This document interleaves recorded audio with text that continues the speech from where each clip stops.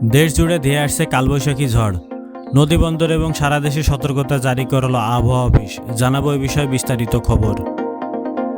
সারা দেশে কালবৈশাখী ঝড়, শিলাবৃষ্টি ও বজ্রপাতের সতর্কতা জারি করেছে আবহাওয়া অধিদপ্তর। একই সঙ্গে কমতে পারে তাপমাত্রা। সোমবার 6 মে এক বিজ্ঞপ্তিতে এমন খবর জানিয়েছে আবহাওয়া অধিদপ্তর।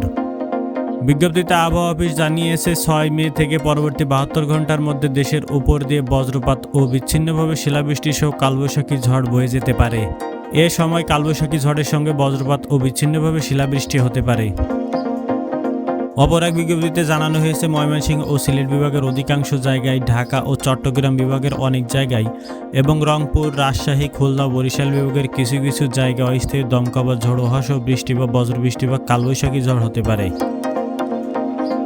ঢাকা, রাজশাহী, খুলনা, বরিশাল বিভাগের উপর দিয়ে যে তাপপ্রবাহ বয়ে যাচ্ছে তা অধিকাংশ জায়গা থেকে প্রশমিত হতে পারে।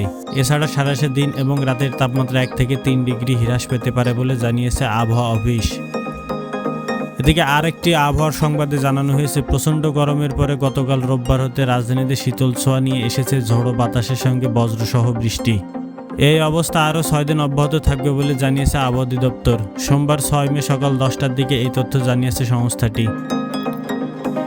এর আগে দেশের অভ্যন্তরীণ নদীবন্দরগুলোর জন্য এক পূর্বাভাসে আবহাওয়া অফিস জানিয়েছে, আজ দুপুর 1টার মধ্যে ময়মনসিংহ ও সিলেট অঞ্চলসমূহের উপর দিয়ে পশ্চিম অথবা উত্তর পশ্চিম দিক থেকে ঘন্টায় 60 থেকে 80 কিলোমিটার বেগে বৃষ্টি অথবা বজ্রবৃষ্টি বা অস্থায়ীভাবে ঝোড়ো হাওয়া বয়ে যেতে পারে। এই সব এলাকার নদীবন্দরগুলোকে 2 নম্বর হুঁশিয়ারি সংকেত দেখাতে বলা হয়েছে।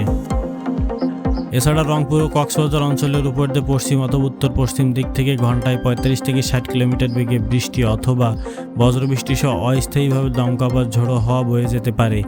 এসব এলাকার নদীবন্দরগুলোকে 1 নম্বর সতর্ক সংকেত দেখাতে বলা হয়েছে। প্রিয় দর্শক, আবহাওয়ার সর্বশেষ খবর, ঘূর্ণিঝড়, কালবৈশাখী এবং বজ্রঝড় কখন কোথায় হবে ইত্যাদি সকল ধরনের আবহাওয়ার সর্বশেষ খবর জানতে চ্যানেলটি সাবস্ক্রাইব করে আমাদের সাথেই থাকুন। আল্লাহ হাফেজ।